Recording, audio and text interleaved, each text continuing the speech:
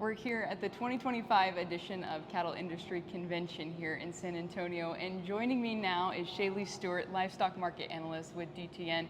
ShayLe, there's a lot of excitement up and down the halls with the beef markets as they are, but give us an overview. I know the last week there's been a lot of different highs and lows. What has been impacting that? You know, really, Rebel, there's been so many things that have came to play. We've had a historic market week after week after week. As we've been early trudging through 2025, the market has eclipsed and reached new highs week in and week out. Whether you look at the feeder cattle complex or the fed cattle market, we've seen record-breaking highs. But this past week, the market has been troubled a little bit because of a few onsets of news headlines over the weekend, whether it be conversations regarding tariffs or the announcement that Mexican feeder cattle, or I should say cattle in general, imports out of Mexico will resume any day now. There's been challenges to the marketplace. And so yes, that has obviously pressured the complex to some degree, and there's been a little bit of a hurdle, a little bit of a setback, but really the underpinnings of the market are still very strong, very bullish, and cattle producers are most likely going to continue to see a fruitful 2025, most likely well into 2026 as well. Absolutely. Well, breaking down those factors just a little bit further, with cattle imports resuming from Mexico, what will that factor in particular, how will that play out for producers? You know, really that's a question that's going to revolve so much around timing, because we know that the USDA and APHIS agree that the imports are going to start any day now, but there's a couple factors that we don't know. We don't know exactly what day in which the cattle are going to begin imported again into the United States, and we don't know the timing of that degree. So we've had the last 2 months in which cattle imports out of Mexico have completely been halted because of the New World Screw Worm. But we don't know if those cattle are going to be trickled into the market in a meticulous, you know, really just kind of slow, mundane pace, or if they're going to show up all at once. Obviously, if the cattle show up all at once, we're going to most likely see pressure in the feeder cattle side of things. But if they're trickled into the complex on a timely, methodical nature, the pressure won't likely be assumed, and they're going to be well received by buyers because we simply don't have the supplies in which they need to keep up with demand. Absolutely.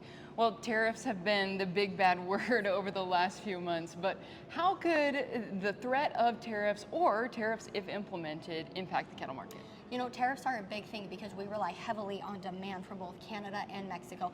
Thankfully, from the beef side of things, we've already seen Trudeau come out and say that beef will not be one of the things that he intends to tariff. And thankfully, President Trump has been able to communicate with Mexico's president as well. And as they're our biggest market for the lean hog imports from the United States into Mexico, that market is very essential. And so thankfully, here on Wednesday today, we've already seen both the cattle complex and the lean hog market find stability and security in the market place because of the development. So one thing that I think that we need to remember is that the markets are people, and people like to react emotionally.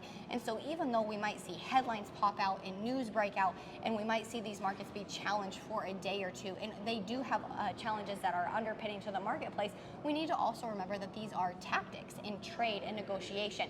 And so even though we might see one day of hardship or one day in where prices are pressured, overall we need to remember the grand scheme of things, and that even bullish markets have weaker days. And so we need to keep a long-term perspective and check and remind ourselves that just because the market trades lower on a daily basis or for a day's basis, that doesn't mean that we're seeing a shift in the market as a whole. Certainly. Well, morale is high in the hallways with producers from across the country gathering, and many of them just selling their calf crop for the year. But as you mentioned, that emotional component, what kind of mindset should producers have as they look towards 2025 and beyond? I'm really glad that you asked that question, because so many people like to correlate the 2025 cattle market to that of what we saw in 2014 and 2015, because we like to relate things back to history, right? But this market is much different than what we saw in 2014 and 2015. I do not believe our build back is going to be as rapid or the same as what we saw in 2014 and 2015. And there are still a lot of challenges that cattlemen are faced with today. Obviously, you know, interest rates are still really expensive. Input costs are still really high. We have drought as a lingering factor in the marketplace. So while prices are high and very lucrative to producers on the grassroots level, they're being very cautious. We just had the cattle inventory report come out last week, and we did not see, whether you looked at the beef cow inventory from a mature herd standpoint or you looked at the retention of beef replacement females, we have not yet seen any indication that growth has begun to resume. And so I really think that producers are being keen and waiting, because they need to see more reassurance in the marketplace that they're going to continue to see that money trickle down into the grassroots level. So I really believe that the optimism, the enthusiasm, the excitement is going to continue well through 2025 into 2026 because of the two factors of supply and demand. We have a limited supply Thankfully, we have exuberant demand, strong demand from both consumers here domestically and abroad, and so the market should continue to be robust. Absolutely. Well, there's so many wonderful sessions that producers can attend here at CattleCon and get a wealth of information, but you obviously have the cattle producer standpoint and then also, the market analyst side of things as well. What are some things that you have taken from CattleCon this year that you'd like people at home who are probably somewhere much, much cooler, maybe breaking ice, not at CattleCon, what would you like them to know? Really, I want them to know that this is their marketplace and that they are empowered to make the decisions they need to make. And so I think that you brought up a really good question earlier. We did see some pressure in the complex earlier this week, but yet we're still talking about a bullish market. And so what I would like to encourage producers is to remember that you are in the driver's seat of your market and that there are ways that you can mitigate some risk and that your cattle are an asset until the day in which you liquidate them and sell them.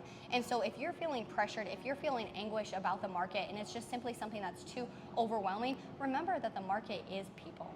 The cattle market, the greater market as a whole, are comprised of people, and people are emotional. And so if things start to run too fast, trade too fast, and things get overwhelming, sometimes it's better if we just step back for a second, relook at the market from a 10,000 foot view, and decide to really just reanalyze where things sit. And like I said earlier, your cattle are an asset until the point in which you liquidate them. And so I just encourage producers to remember that and think about that moving forward if things start to get a little bit fast-paced. Awesome. Well, ShayLe, great analysis. Thanks so much for joining us. Thank you, Rebel.